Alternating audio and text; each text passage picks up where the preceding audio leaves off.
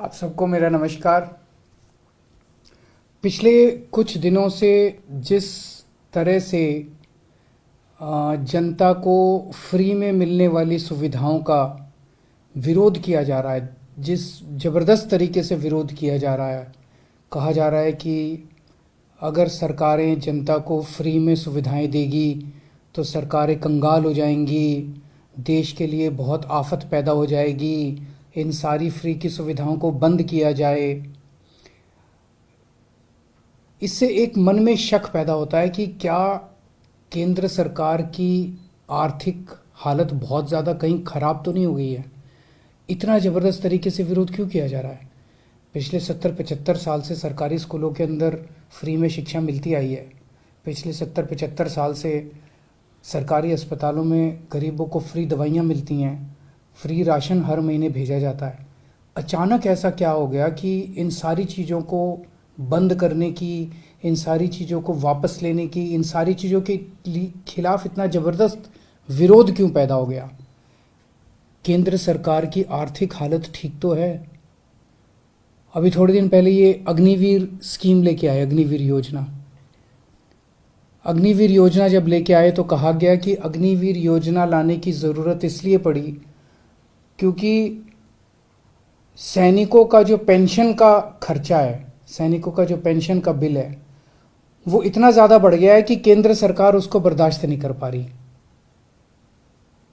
आज़ादी के बाद से आज तक पहली बार ऐसा हुआ है कि कोई केंद्र सरकार ये कह रही है कि हमारे से सैनिकों की पेंशन का बिल बर्दाश्त नहीं कर किया जा रहा। आज तक कभी किसी सरकार ने ये नहीं कहा कि देश की सुरक्षा के लिए पैसे की कमी पड़ गई है।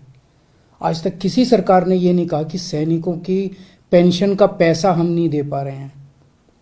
सैनिकों को पेंशन दे के हम एहसान नहीं करते। सैनिक हमारे ऊपर एहसान करते हैं जब वो बॉर्डर के ऊपर अपनी जान दांव पे लगाते हैं। ऐसा क्या हो गया केंद्र सरकार को कि केंद्र सरकार के ऊपर केंद्र सरकार अब सैनिकों के पेंशन की बिल भी, पेंशन, सैनिकों का पेंशन भी देने की हालत में नहीं बची है और उन्होंने उस पेंशन के बिल को ख़त्म करने के लिए अग्निवीर योजना लेके आए हैं। अभी कुछ दिन पहले कहा गया कि हर 5-5 साल में केंद्र सरकार केंद्रीय कर्मचारियों के लिए एक वेतन आयोग बनाती है। 8वां वेतन आयोग अभी बनने वाला था। 8वां वेतन आयोग, केंद्र सरकार ने कहा है कि अब हम 8वां वेतन आयोग नहीं बनाएंगे। 8वां वेतन आयोग क्यों नहीं, हर 10-10 साल में बनता है। 8वां वेतन आयोग क्यों नहीं बनाएंगे, कह रहे हैं कि हमारे पास पैसा नहीं है, पैसे की कमी है। केंद्र सरकार के पास अपने केंद्र के कर्मचारियों का वेतन बढ़ाने के लिए भी पैसा नहीं बचा। कहाँ गया केंद्र सरकार का सारा पैसा। ऐसा केंद्र सरकार की इतनी बुरी क्या हालत हो गई है कि केंद्र सरकार के पास अपने कर्मचारियों को जो हर बार बढ़ाया जाता था, वेतन आयोग बिठाया जाता था, वो भी नहीं बिठा रहे। मनरेगा, देश के गरीब से गरीब आदमी जिसके घर में कुछ भी नहीं होता, उस व्यक्ति को सरकार साल में 100 दिन की दिहाड़ी का पैसा देती है। 100 दिन का काम देती है और फिर 100 दिन का पैसा देती है दिहाड़ी के हिसाब से। केंद्र सरकार कह रही है हमारे पास वो पैसा भी नहीं है देने के लिए। पिछले साल के मुकाबले इस साल उस पैसे में 25% की कटौती कर दी गई है। देश के सबसे गरीब, सबसे मजदूर आदमी, किसान मजदूर, रिमोट इलाकों में जो देश में रहते हैं, गांव में रहते हैं, वो लोग दिहाड़ी के हिसाब से साल में 100 दिन की दिहाड़ी करते थे और सरकार उनको गड्ढे खोदने का काम करते थे, कहीं कुछ सड़क बनाने का काम करते थे, उनको सरकार 100 दिन की दिहाड़ी दिया करती थी। उसमें भी कटौती कर दी गई है। सरकार कह रही है पैसा नहीं है। केंद्र सरकार जितना टैक्स इकट्ठा करती है देश भर से, उसमें से एक हिस्सा राज्यों को देती है। अभी तक ये था कि 42% उस टैक्स का हिस्सा राज्यों को देना होता था। पिछले कुछ वर्षों में ये भी घटा के 29-30% कर दिया गया है। राज्यों को जो पैसा केंद्र सरकार देती है उसकी भी कमी कर दी गई है। कह रहे हैं पैसा नहीं है। आखिर गया कहाँ केंद्र सरकार का सारा पैसा। 2014 में जितना टैक्स इकट्ठा करती थी केंद्र सरकार, उससे तो दुगना तिगुना टैक्स इकट्ठा हो रहा है आज की डेट में। ये सारा पैसा जा कहाँ रहा है? आज़ादी के बाद से आज तक, अब 75 साल मना रहे हैं हम आज़ादी के, पहली बार एक गरीब आदमी की गेहूं और चावल के ऊपर टैक्स लगाया गया, खाने पीने की चीज़ों पे टैक्स लगाया गया। कभी नहीं लगाया, किसी सरकार ने नहीं लगाया। सबसे क्रूर चीज है ये। एक बिल्कुल गरीब आदमी, एक भिखारी जिसके पास कुछ नहीं होता, वो भी मार्केट से जब गेहूं और चावल अब खरीद के लाएगा, उसको उस पर टैक्स देना पड़ेगा। किसी सरकार ने इतना क्रूर कदम नहीं उठाया था। गेहूं पे टैक्स लगा दिया, चावल पे टैक्स लगा दिया, गुड़ के ऊपर टैक्स लगा दिया, शहद पे टैक्स लगा दिया, छाछ पे टैक्स लगा दिया, लस्सी पे टैक्स लगा दिया, दही पे टैक्स लगा दिया, पनीर पे टैक्स लगा दिया। क्या जरूरत पड़ गई? क्या ऐसी क्या हालत हो गई केंद्र सरकार की कि गरीब से गरीब आदमी के खाने के ऊपर टैक्स लगाने की नौबत आ गई, जो आज तक 75 साल में कभी नहीं हुआ था।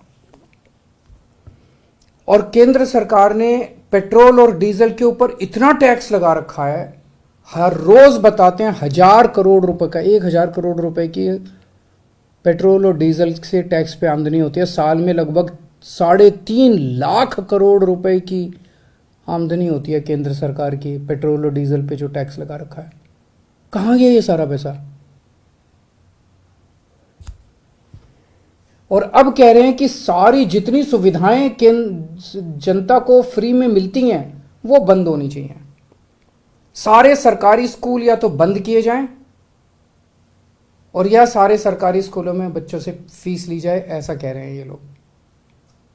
आप सोच के देखो, अगर सरकारी स्कूलों में फीस लगने लग गई, देश के कोने कोने के अंदर सरकारी स्कूल, वैसे ही सरकारी स्कूलों के अंदर पढ़ाई खराब है, और अगर सरकारी स्कूलों में फीस लगने लग गई तो बच्चे को तो कोई नहीं पढ़ा पाएगा। आधे से ज्यादा बच्चे इस देश के अनपढ़ रह जाएंगे। देश आगे कैसे बढ़ेगा? कह रहे हैं कि सारे सरकारी अस्पतालों के अंदर अब पैसे लगने चाहिए। सरकारी अस्पतालों में जो फ्री का इलाज होता है वो बंद होना चाहिए। सरकारी स्कूलों से मेरे को याद आया कि कई राज्य सरकारों ने अब सरकारी स्कूलों में फीस लगा भी दी है। मैंने मीडिया में खबरें पढ़ी हैं कि एक राज्य के अंदर 120 रुपए महीना फीस लगा दी है, एक राज्य के अंदर 500 रुपए महीना फीस लगा दी है। कहां से लाएगा एक गरीब आदमी 500 रुपए महीना अपने बच्चों को पढ़ाने के लिए? अब ये सारे देश के अंदर सरकारी अस्पतालों के अंदर कह रहे हैं कि सरकारी अस्पतालों में बिना पैसे दिए इलाज नहीं होगा।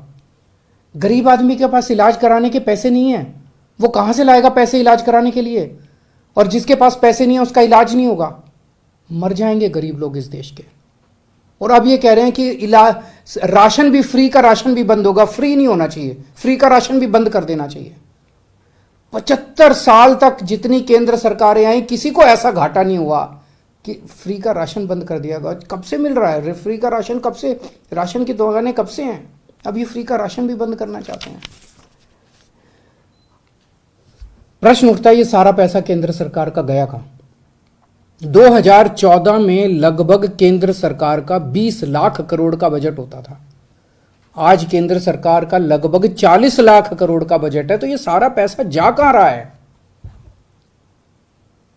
इन्होंने अपने दोस्तों के, इन्होंने बहुत सुपर रिच लोगों के, जो अरबपति लोग हैं, ऐसे ऐसे लोगों के इन्होंने 10 लाख करोड़ रुपए के कर्जे माफ कर दिए।